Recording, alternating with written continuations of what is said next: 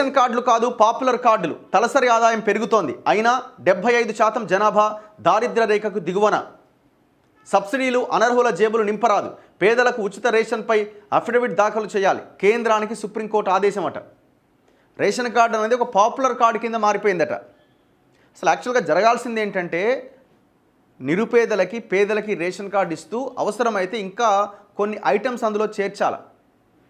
అది కిరోసినా, గ్యాసా, లేకపోతే చక్కెర, చింతపండ, ఇంకా ఏదైనా నిత్యావసర సరుకుల జాబితాను పెంచి ప్రభుత్వం ఉచితంగా తక్కువ ధరకి పంపిణీ చేయడానికి అవకాశం రావాలి. ఏమైపోయింది, కోట్ల కార్డులు అయిపోయినాయి.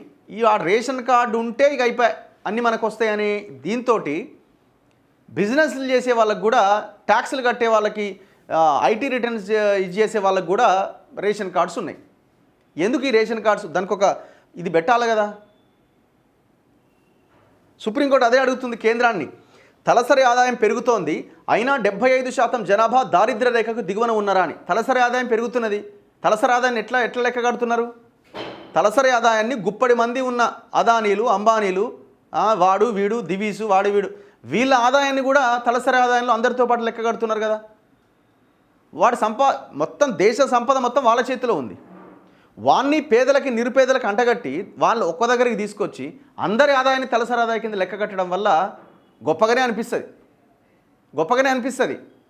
తెలంగాణ తలసరి ఆదాయంలో ఎన్నో ఉంది అని చెప్తారు గవర్నమెంట్లో ఉన్నవాళ్ళు. ఆ తలసరి ఆదాయంలో ఎవరెవరు ఉన్నారు లెక్క కట్టే దాంట్లో? దివీస్ కంపెనీ, మురళీకృష్ణరాజు ఇవాళ తెలంగాణలోనే, హైదరాబాద్లోనే top most billionaire. My home Rameshwar Rao, Megha Krishna Reddy, Aurobindo pharma, Hetero pharma, వీళ్ళ ఆస్తులు కూడా లెక్క కడతారు. 90% సంపద 10% జనం దగ్గర ఉన్నది. 10% సంపద 90% మందికి డిస్ట్రిబ్యూట్ అయి ఉన్నది. చూడండి ఎంత భయంకరంగా ఉన్నదో. సబ్సిడీలు అనర్హుల జేబుల్లోకి వెళ్తున్నాయి అన్నది ఎంత వాస్తవమో. ఇప్పుడు రైతు బంధు 5 ఎకరాలు 10 ఎకరాల లోపు ఉన్న వాళ్ళకి ఇవ్వండి అంటే ఎన్ని ఎకరాలు ఉన్నా ఇస్తామని చెప్తున్నారు. గతంలో ఆయన ఈయన అట్లే అంటున్నాడు. అది అనర్హుల జేబుల్లోకి వెళ్తున్నది. సేమ్ యాస్టీస్గా ఈ రేషన్ కార్డ్స్ కూడా లిమిటెడ్గా నిరుపేదలకు ఇవ్వండి, పేదలకు ఇవ్వండి, ఆ ఉచితాలు వాళ్ళకి ఇస్తూ ఇంకా కొన్ని ఐటమ్స్ దాంట్లో చేయండి. అనర్హులకి రేషన్ కార్డ్స్ని తొలగించండి. సబ్సిడీలు అనర్హుల జేబుల్లోకి వెళ్తున్నాయన్నది ఎంత నిజమో, తలసరి ఆదాయం పేరుతో ప్రభుత్వాలు చేస్తున్న మోసం కూడా అంతే నిజం. వీళ్ళు చెప్తున్న తలసరి ఆదాయంతో ప్రజల్ని మాయ చేస్తున్నారు. సో నిన్న కోర్టు చాలా కీలక వ్యాఖ్యలు చేసింది. ఇక అభివృద్ధి సూచీ గురించి అడిగితే తలసరి ఆదాయం ఇబ్బడి ముబ్బడిగా పెరిగిందని రాష్ట్రాలు చెబుతున్నాయి. అదే సబ్సిడీల విషయానికి వస్తే మాత్రం 75% జనాభా దారిద్ర్య రేఖకు దిగువన ఉన్నారని అంటున్నాయి.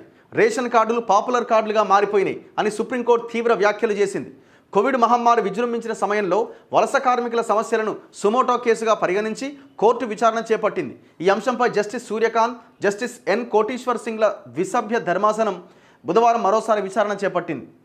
సబ్సిడీల ప్రయోజనాలు అసలైన లబ్ధిదారులకే దక్కాలి. పేదలకు ఉద్దేశించిన రాయితీలు అనర్హుల జేబులను నింపుతున్నాయా అన్నదే మా ఆందోళన. రాష్ట్రాలు మేము ఎన్నో రేషన్ కార్డులు జారీ చేశామని చెబుతున్నాయి.